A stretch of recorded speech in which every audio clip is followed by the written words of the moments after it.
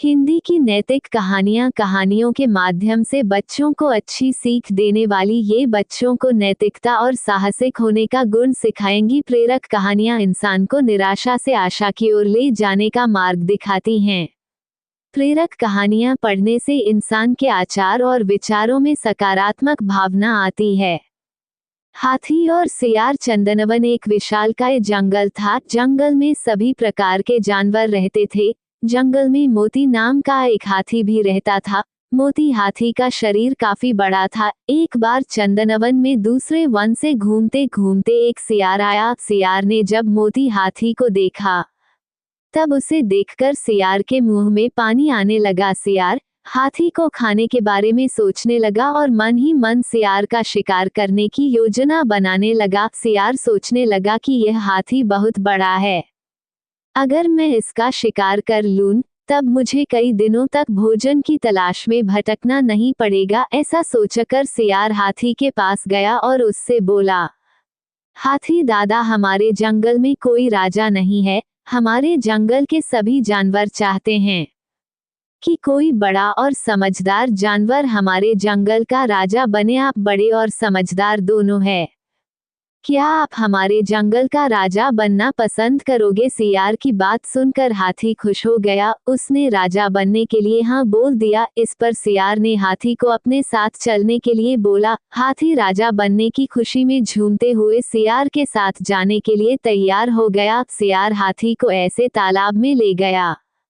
जिस तालाब में दलदल था। हाथी राजा बनने की खुशी में इतना मस्त था कि वह बिना सोचे तालाब में नहाने उतर गया। जैसे ही हाथी दलदल वाले तालाब में उतरा, हाथी के पैर दलदल में धंसने लगे। उसने सियार से बोला, तुम मुझे कैसे तालाब में ले आए? मेरी मदद करो, मेरे पैर दलदल में धंस गए हैं। हाथी की बात सुनकर सियार जोर जोर से हंसने लगा और हाथी से बोला, मैं तुम्हारा शिकार करना चाहता था, इसलिए मैंने तुमसे राजा बनने की बात का झूठ बोली। अब तुम दलदल में फंसकर मर जाओगे और मैं तुमको अपना भोजन बनाऊंगा। सियार की बात सुनकर हाथी की आंखों से आंसू आने लगे। उसने बाहर निकलने की बहुत कोशिश की, बहुत बार सियार से बाहर निकालने की विनती की, लेकिन सियार ने उसकी कोई मदद नहीं की और हाथी कुछ देर के प्रयत्न के बाद मर गया। हाथी के मरने के बाद सियार हाथी को खाने के लालच में उसकी पीठ पर चढ़ गया।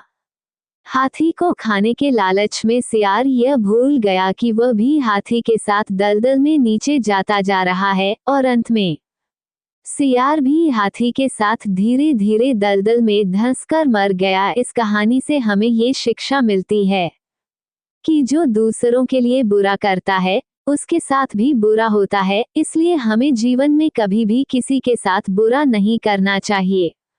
अगर हम किसी के लिए बुरा करते हैं तब हमें भी अपने साथ ऐसा होने के लिए तैयार रहना चाहिए, क्योंकि बुरे कर्म का फल हमेशा बुरा होता है।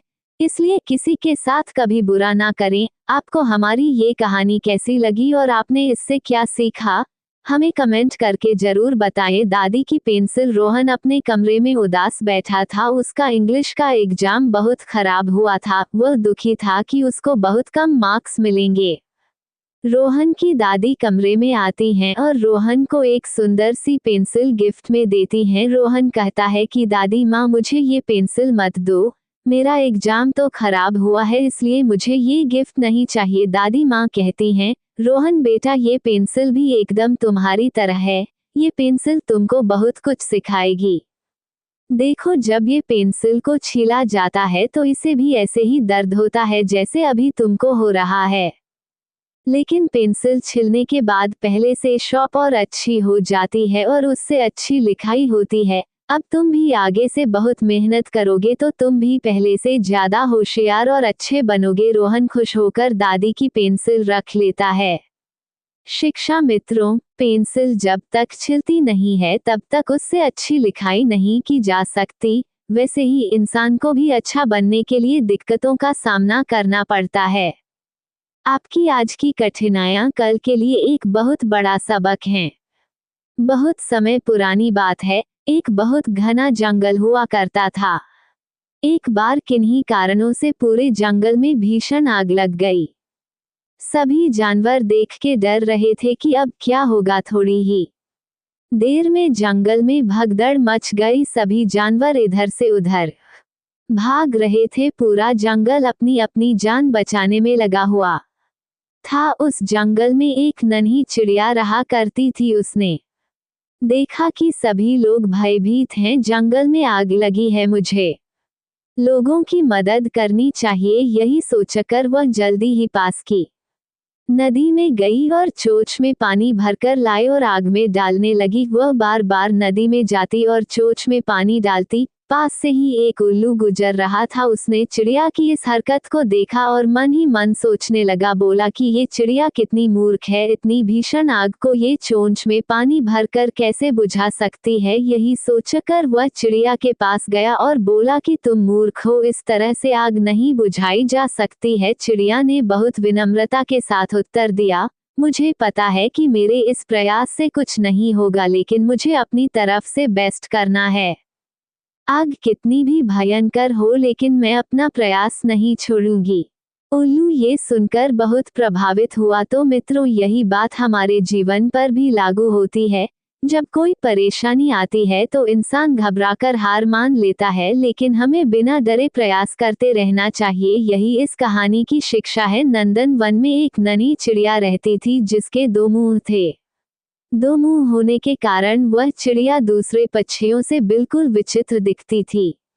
वह चिड़िया एक बरगद के पेड़ पर घोंसला बनाकर रहती थी। एक दिन वह चिड़िया जंगल में भोजन की तलाश में इधर उधर उड़ रही थी। अचानक चिड़िया के दाएं वाले मुंह की नजर एक लाल फल पर पड़ी। देखते ही उसके मुंह में पानी आ गया और वह तेजी से वो लाल फल खाने को आगे बढ़ी। अब चिड़िया का दायां मुंह बड़े स्वाद से वो फल खा रहा था। बायां मुंह बेचारा बार बार दाएं मुंह की तरफ देख रहा था कि ये मुझे भी खाने को दे, लेकिन दायां वाला चुपचाप मस्ती से फल खाए जा रहा था। अब बाएं मुंह ने दाएं वाले से प्रार्थना की कि थोड़ा सा फल खाने को मुझे भी दे दो। तो इस पर दाएं मुंह ने गुस्सा दिखाते हुए कहा कि हम दोनों का पेट एक ही है, अगर मैं खाऊंगा तो वो हमारे पेट में ही जाएगा। लेकिन उसने बाएं वाले को कुछ खाने को नहीं दिया। अगले दिन चिड़िया फिर से जंगल में खाने की तलाश में उड़ रही थी। तभी बाएं मुंह की नजर एक अद्भुत फल पर पड़ी जो बहुत चमकीला था।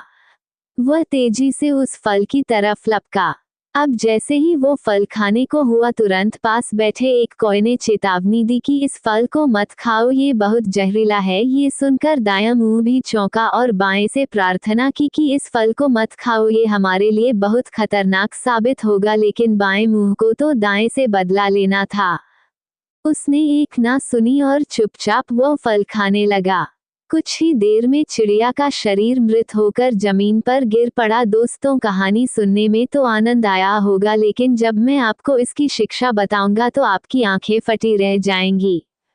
आजकल के माहौल में देखा जाता है कि एक ही परिवार के लोग एक दूसरे से ईर्ष्या करते हैं, एक दूसरे से दुश्मनी रखते हैं, लेकिन जब भी वो एक दूसरे को नुकसान पहुंचाने का सोचते हैं या एक दूसरे से बदला लेने का सोचते हैं तो नुकसान पूरे परिवार का ही होता है। इसलिए एक दूसरे से मिलजुल कर रहें, क्योंकि अगर परिवार का एक भी सदस्य गलत काम करे तो नुकसान पूरे परिवार का होता है। यही इस कहानी की शिक्षा है। धन्यवाद। कुछ अच्छी मोरल हिंदी स्टोरी। जीत आपकी, सोच आपकी। भगवान उन्हीं लोगों की मदद करते हैं जो स्वयं की मदद करते हैं। आशा करता हूँ कि हमारी कहानी आपको अच्छा लगा होगा। अगर आपको हमारी कहानी अच्छी लगी होगी, अगर आपको चैनल को सब्सक्राइब कीजिए और लाइक कीजिए, कमेंट कीजिए और सेवा करने का मौका दीजिए। अगले वीडियो मिलेंगे।